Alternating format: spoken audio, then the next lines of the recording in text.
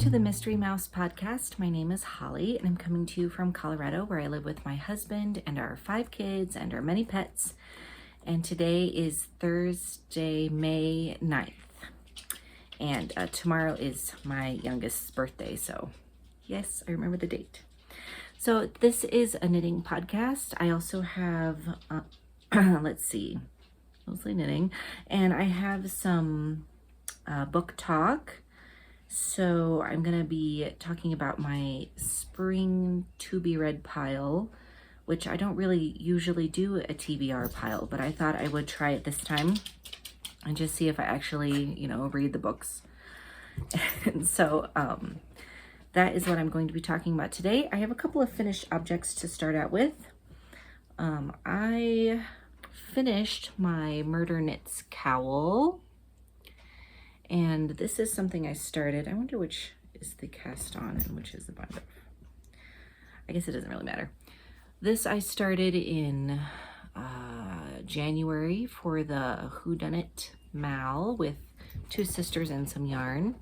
This is in my Whodunit colorway that I made for that Mal. It's a beautiful tube cowl. And I have obviously have not woven in the ends yet, but it fits. It also works as a hat. Could have a giant ponytail hat, but it's really nice. And I will be definitely wearing it when I take Watson on a walk. When it gets colder, because it's May. Yeah. But still, we have actually had some really cold weather lately. I don't know why, but I'm thankful. Because I love cold weather. Watson Armstrong.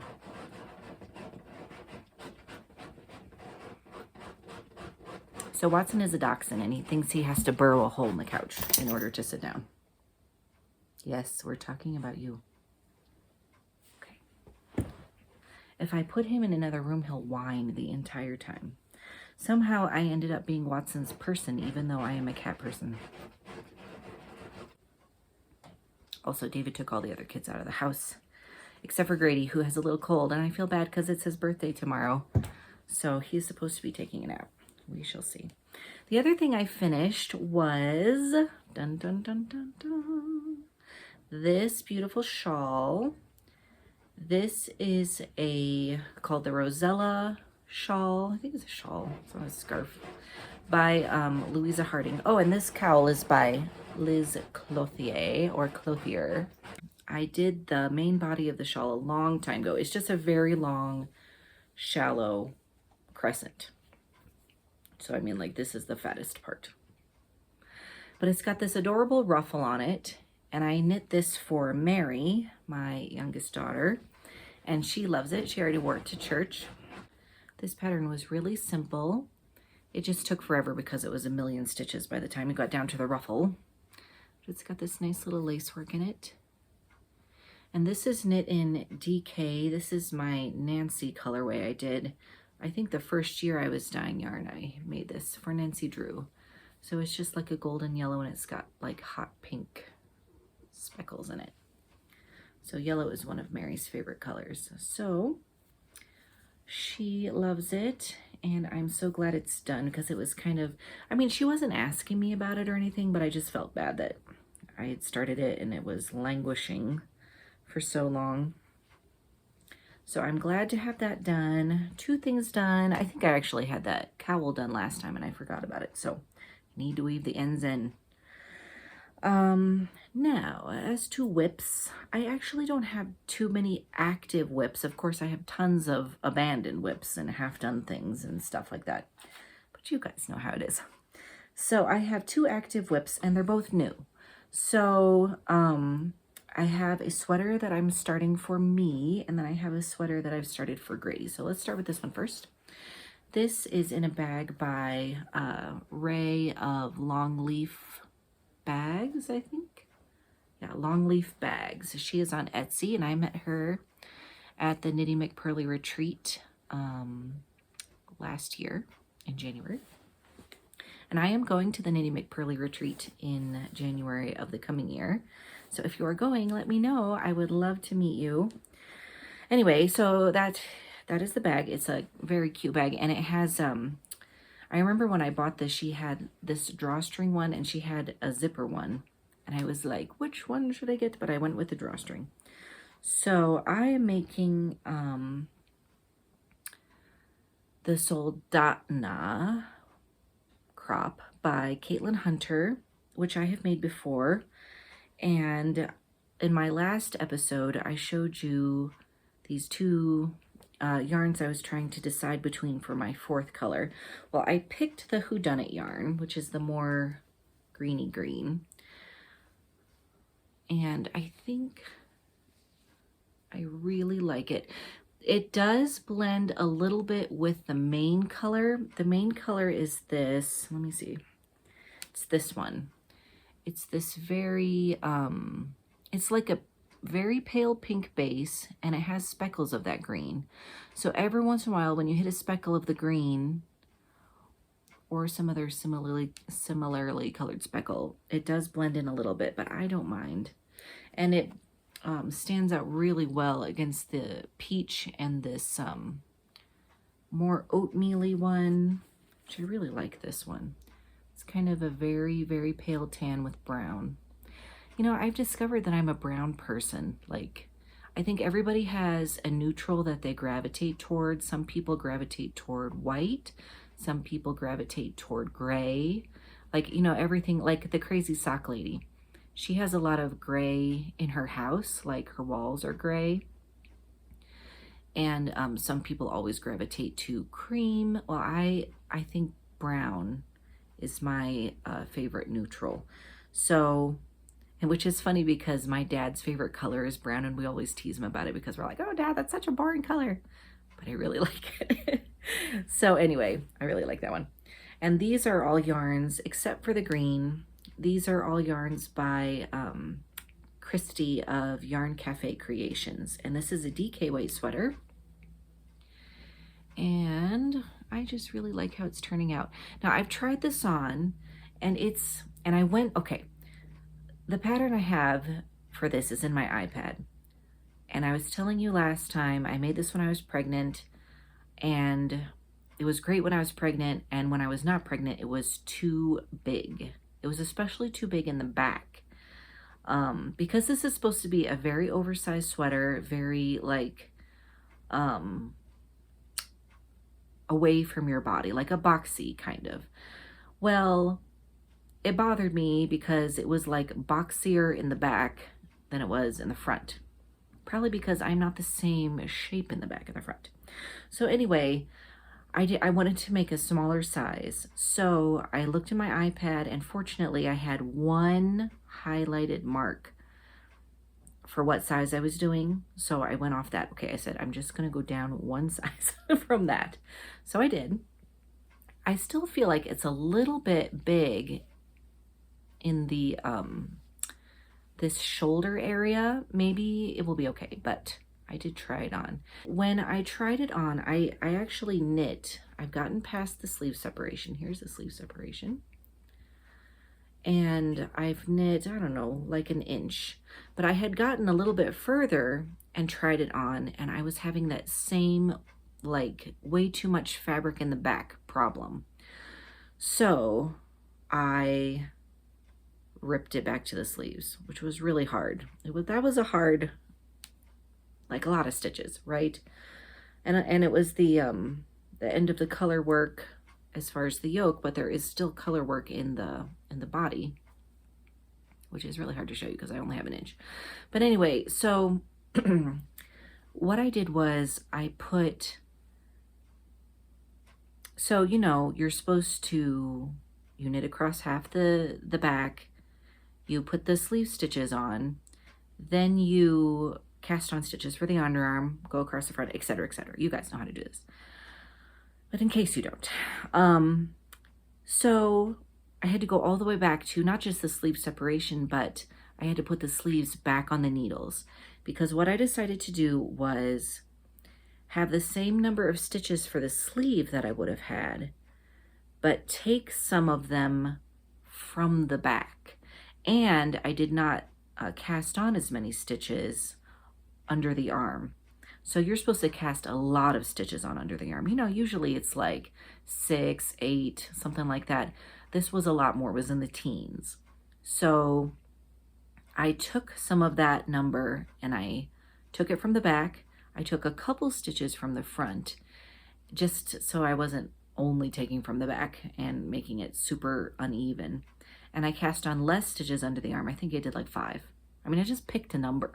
I hope it's okay. But so now I'm at the point where I need to knit it around till I get a couple more inches, put it on waste yarn again or another needle, try it on again and see if I'm like this, like I can't move because there's not enough stitches in my back, or if it's too tight all around. I don't think it will be. Or if it's okay. I hope it's okay because I hate to do that again.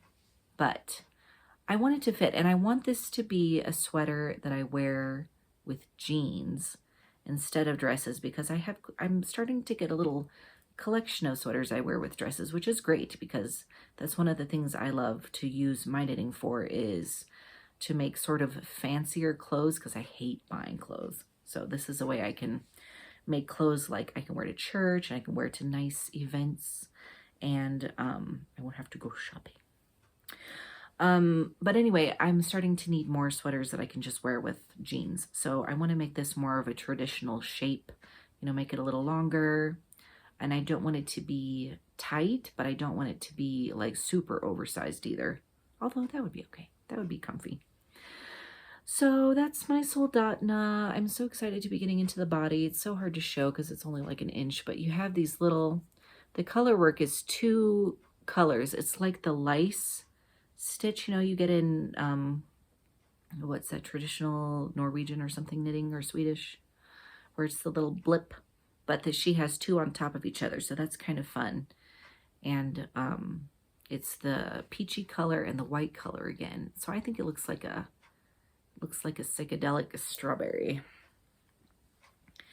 Anyway, and I actually, that other yarn, the teal one that I was thinking about, I went ahead and balled that up, and depending on how this turns out size-wise, and if I want to make adjustments or whatever on the next one, I might just cast on another one with that one and some different DK, because I enjoyed knitting this yoke so much. I just like powered through it.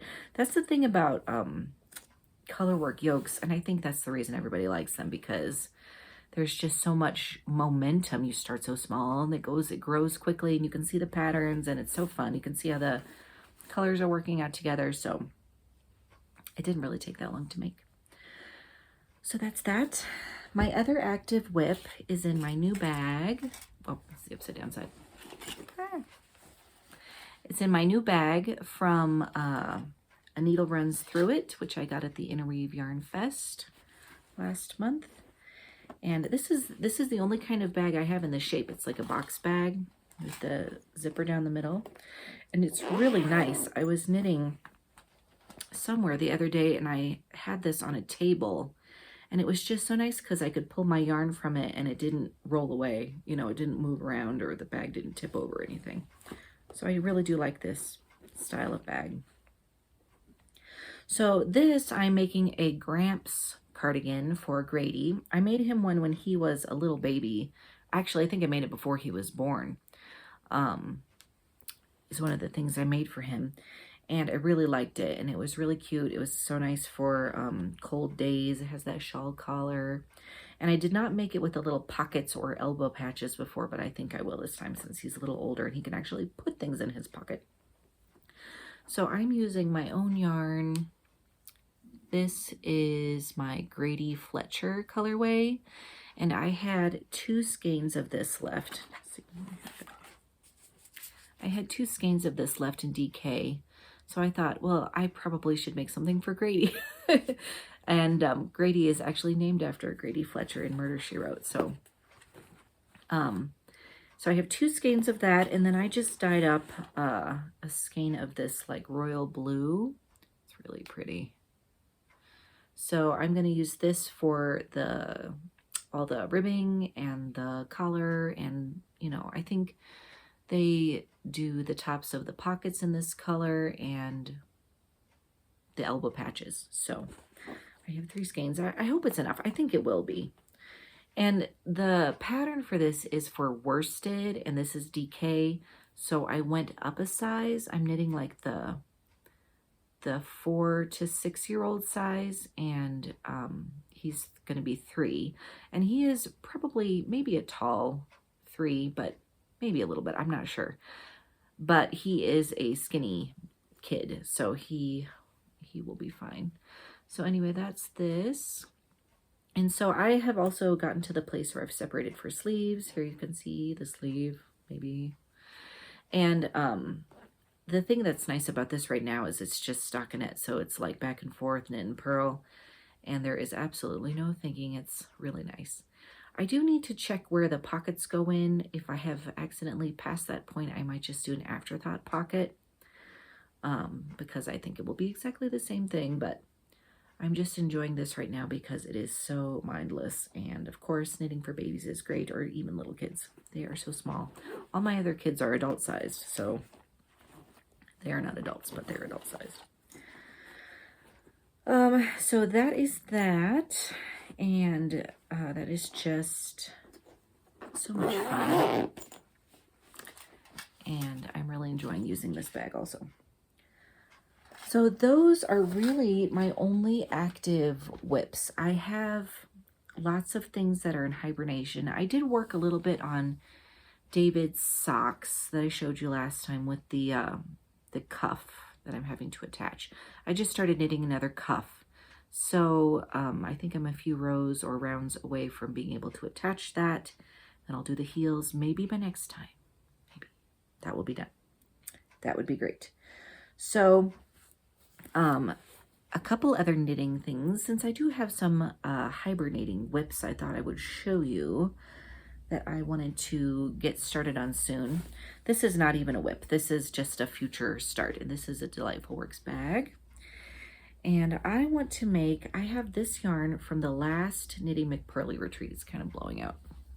It's like a very pale pink, and it's got speckles of like blue and pink. It's very pretty. This was in our swag bag from the Knitty McPurly retreat. And I also have this mint, which is her frost colorway. These are a mess. These have been balled up, I think, for like a year and a couple months, and they've been balled up for over a year. These are both worsted weight, and I have matching Surrey. This is the only Surrey I've ever had. It's so beautiful. And so I got these 2 colors to match. I got frost to match the frost, because I bought these at different, or I got these at different times. And then I have, this one's unwound. I got the bougie, because that's the base that she used for this.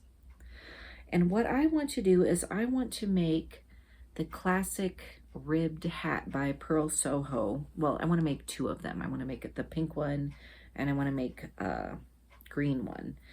And just for me and my girls. So I showed Ivy, and I thought she would like the pink one, but she said she really liked the green. She's coming into this teal phase of life, so she liked the green one. But I figure I will just make at least 2 hats. I probably will have yarn left over. Maybe I could make 2 and then make a stripey one. But just so we have some more hats for the winter, because I really like making hats. And I'm just hoping the rib doesn't drive me nuts. But that is a plan I have. And then the Politically Incorrect Knitters, they are starting a like finish it kind of sweater challenge called Sweaty Sweaters for the summer, or just for May and June. I think you have to finish a sweater. So I have a couple that I am going to attempt to do. This is my Audrey sweater. This is of course, okay, this is upside down. This is a DK weight sweater. This is on my Pilgrim's Progress yarn. This is the neck. That's all I've gotten done. Oh, I have a Fox Progress Keeper from EB and Company on Etsy. She made those from a collaboration that I did last fall. And I have these little stitch markers. Look at that kitty. Those are from Susan of Delightful Works. And so I have I think I have a whole bunch of skeins for this. I've got 2 balled up so I can alternate skeins, and I think I haven't even started doing that yet because I was just on the collar and I wasn't going to worry about it. But anyway, I started this when she dropped this pattern and I only did the neck and that was it. So I would love to finish that. That's going to be a DK weight sweater, and that will just be super cozy and autumnal and everything.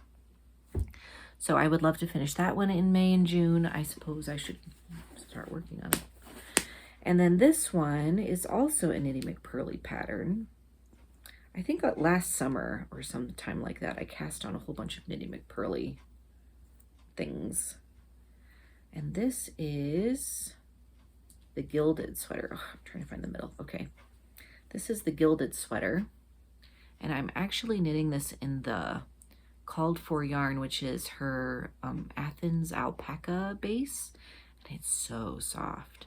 So I think I have the Thistle colorway, what is this gold one? Trinket. And then I have Poirot as the main color. So I've gotten through the yoke as usual. I powered through the yoke and then I stopped. Actually, I think what happened is I got past the color work and then I was just knitting happily in the round, and then I was like, wait a minute, am I supposed to split for sleeves? And I couldn't remember. And then it was like too much thinking to figure it out. So I just stopped.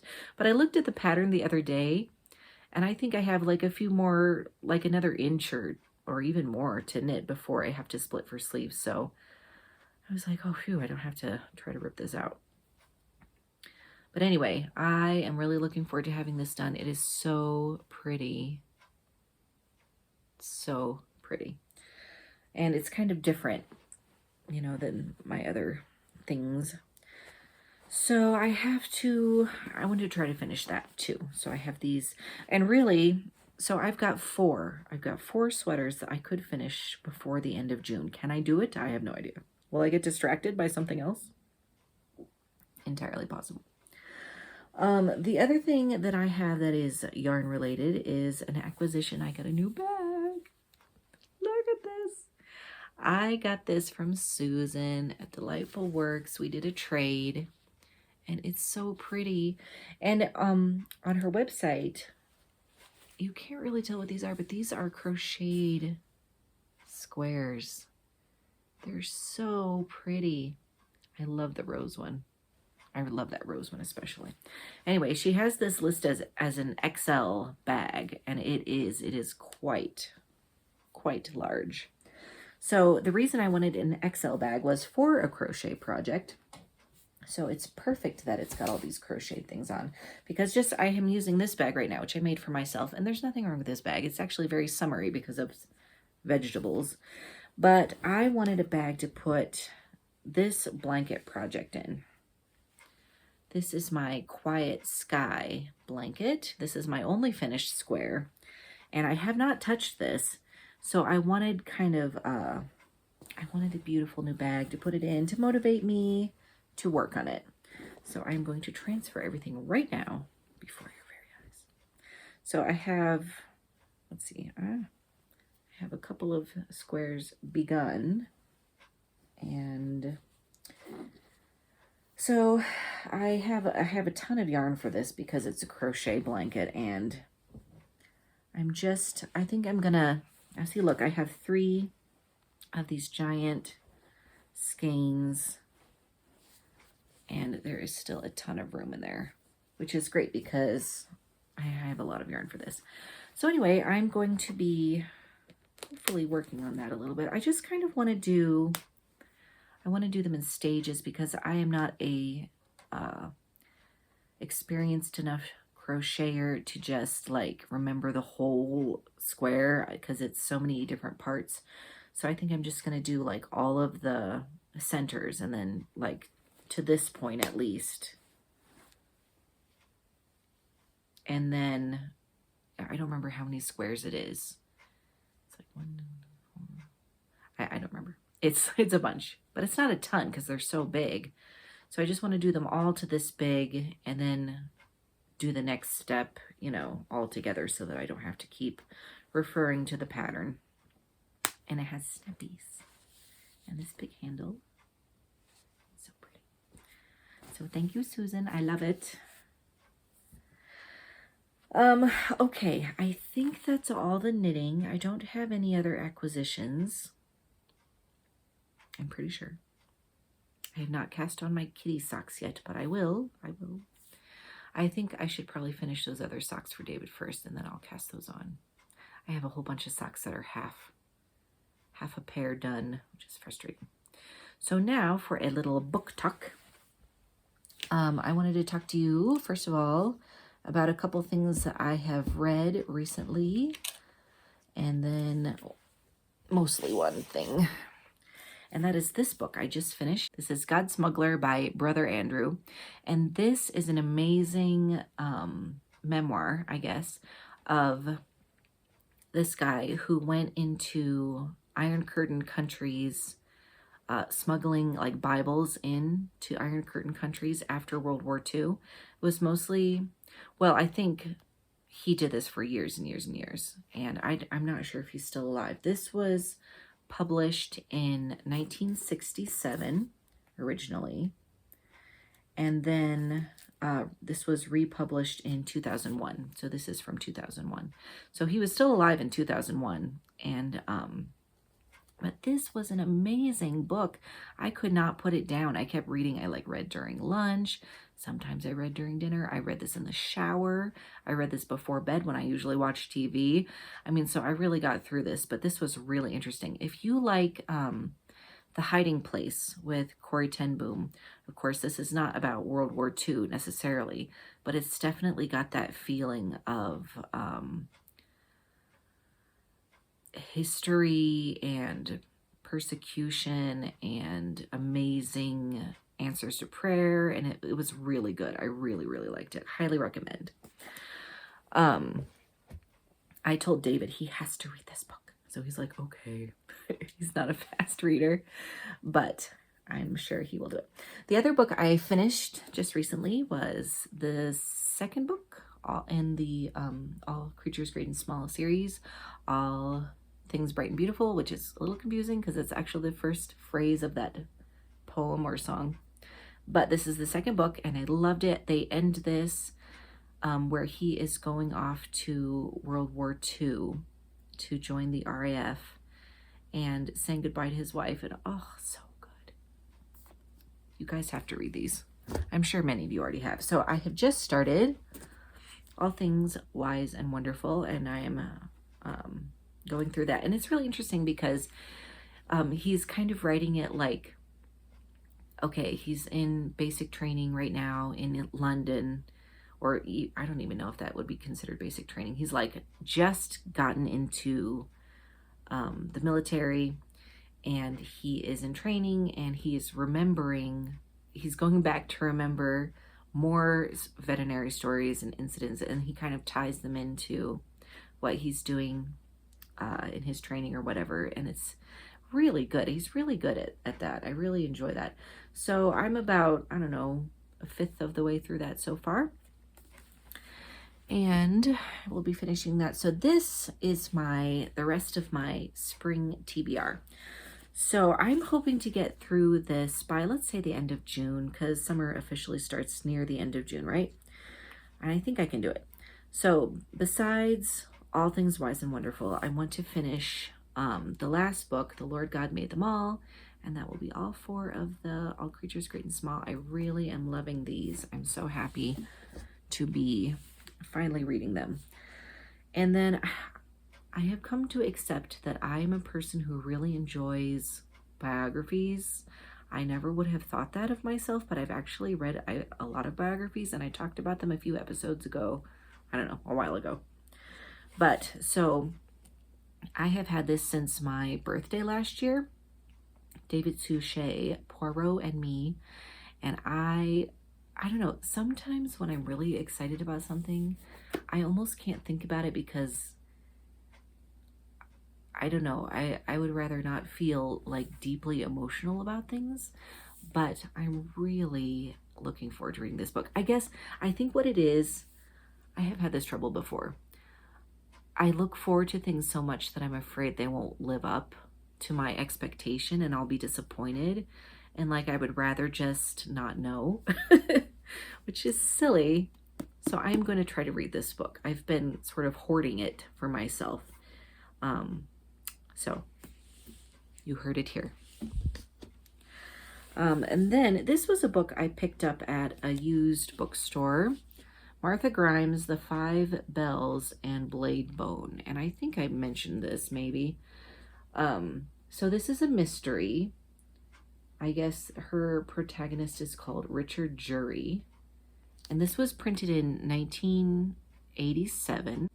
So not quite like vintage classic mystery, but still might be okay. Anyway, I read the first page and I thought it was really interesting. I was very intrigued about what was going on. I never ever read the back of books, ever. Like I used to, but no more. Because they all sometimes, and I feel sorry for the author, because I think very often the author doesn't have any say in what goes on in the back of their book. It's like their editor or some person in the office decides what gets to go on the cover. And sometimes they get all the way to like the main crux of the book and even beyond that, like stuff that the author is trying to like slowly release. And so I just hate that. So all I do when I'm trying to decide if I will like a book is I read the first page, and I usually can tell by that if I'm going to like the book or not. I really hate it when people start in medias res, you know, in the middle of a situation, which is kind of how this is. You're following a girl like down the streets and she's thinking about like something she has to do, and it sounds kind of fishy and like I don't know, dangerous or illegal maybe. But I think that's interesting. But I don't like it when we start with action. Like I've read the beginning of books where like someone falls down the stairs like in the first sentence. I don't like that. Really, I like books that have a lot of narration in them. They're usually very old-fashioned books. But anyway, I'm going to try this. It's been a while since I've read a mystery that I haven't read before, because I'm a big rereader. And so I think that will be a nice change from all these biographies I'm reading. And the other one is this, The Wing Feathers Saga. Oh, it's got something on it. My brother gave me this for Christmas this year. It's just the first one. And I've already started it, actually, and am enjoying it. And if I really like it, I will probably read it again to my kids. So this is just, I don't know if it would be considered kids or a young adult, but it's like a fantasy, and it looks really cool. So I'm excited because if I like it, then I can get all the other ones that I really like series. I think people who like book series, it's just so much nicer to get stuck into a world and stay there for a while rather than just have this like a few hours and then have to leave and never see those people again. I think that's kind of sad. So I'm hoping that I will really like this and want to read the rest. So that's my TBR. It's really, if you count the one I'm already reading, it's really only 5 books. So, and I don't know how many weeks we have, like 6 or 8 or 7, I don't know. So hopefully I can get all those done. Thank you so much to everybody who checked out my shop update and also who bought an advent calendar or a Mother's Day set. Thank you so much. For those of you who are still interested in a Murder, She Wrote advent calendar, I am planning to put another round up at the beginning of August because they did sell out really quickly. So I will put another batch up at the beginning of August, but that will be it. So if you are interested in Christmas in Cabot Cove, a Murder, She Wrote inspired advent calendar, 12 20-gram minis, 1 main skein, custom stitch markers, little treats and goodies. I know not everyone likes little treats and goodies. I love little treats and goodies. So I really hope that you will check that out. I will try to announce it here and over on my Instagram, which is Mystery Mouse Yarn. And if you are in a Telegram group with me, I will try to put it up there just to get the word out. But that will be the beginning of August in just a few months. So just keep your eyes open for that. the Fancy Reading Needlecraft Club, which I'm doing with Stephanie of Texas Peach Knits and Emily of Woldenburn, is reading Sense and Sensibility right now. So I'm listening to that, though I'm not reading it. I do have it in book form, but I'm listening to that, and I think I'm still kind of near the beginning. I'm like in chapter 6 or something. But I'm really enjoying that. I've never actually read Sense and Sensibility. It is probably my favorite Austen. Well, I shouldn't say that. I've read other Jane Austen books. I love Emma. I've read that a couple times, and I love Northanger Abbey. And I've read Lady Susan, which I think is really interesting. And what other ones have I read? That might be it. I don't think I've ever read Pride and Prejudice either. But I've never read Sense and Sensibility, and I love the movie, the 90s movie with Hugh Grant and Emma Thompson and Kate Winslet and Alan, what's his name, who plays Colonel Brandon. And he is really one of the reasons. I know some people don't like him because his voice is weird, and he was Professor Snape's in the Harry Potter movies, but whatever. I really liked him. And I loved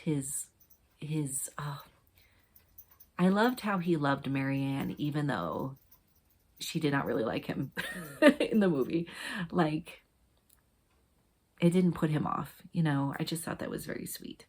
And so, anyway, I'm looking forward to getting through that too. I think we have a very casual schedule for this book. We're just kind of commenting as we read, and I haven't commented very much yet because I have just been listening to the beginning.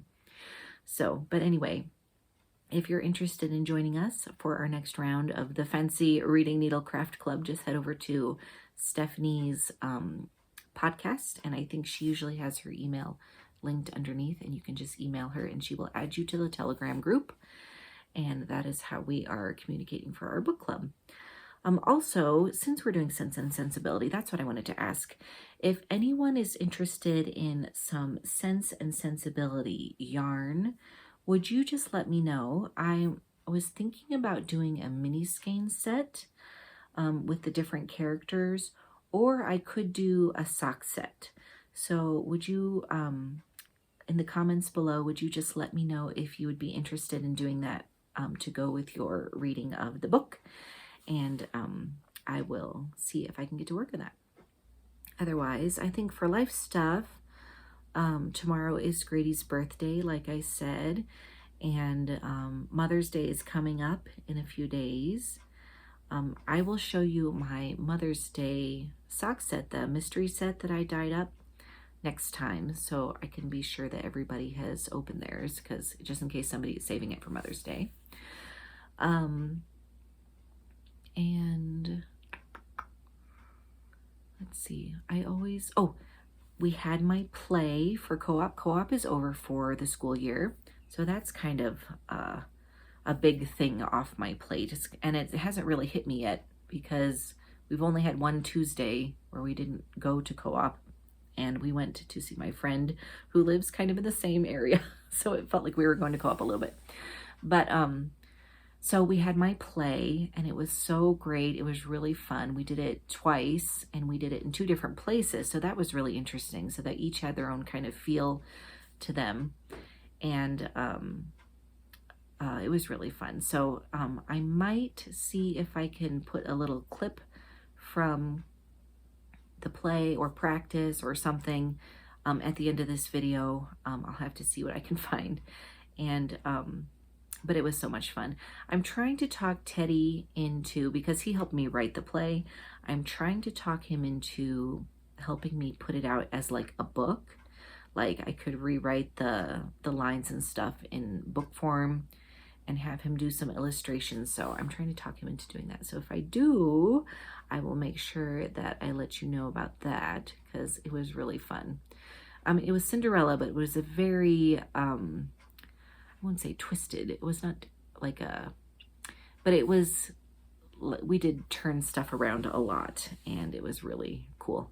Keep your eyes open for some new stuff in my shop soon. I do not have a shop update planned in the next couple of weeks, but I am going to be sometime in the early summer doing some a new Redwall collection. And also Shark Week is coming up in July probably, and I have my yarn for that planned. I'm so excited about it. I have to actually dye it and see if it turns out the way I'm expecting, but I'm hoping to have a special yarn for that, for the Politically Incorrect Knitters Shark Week in July. So keep your eyes open for that. It sounds like Grady is not taking a nap, so I better go check on him. But I will talk to you next time. Bye.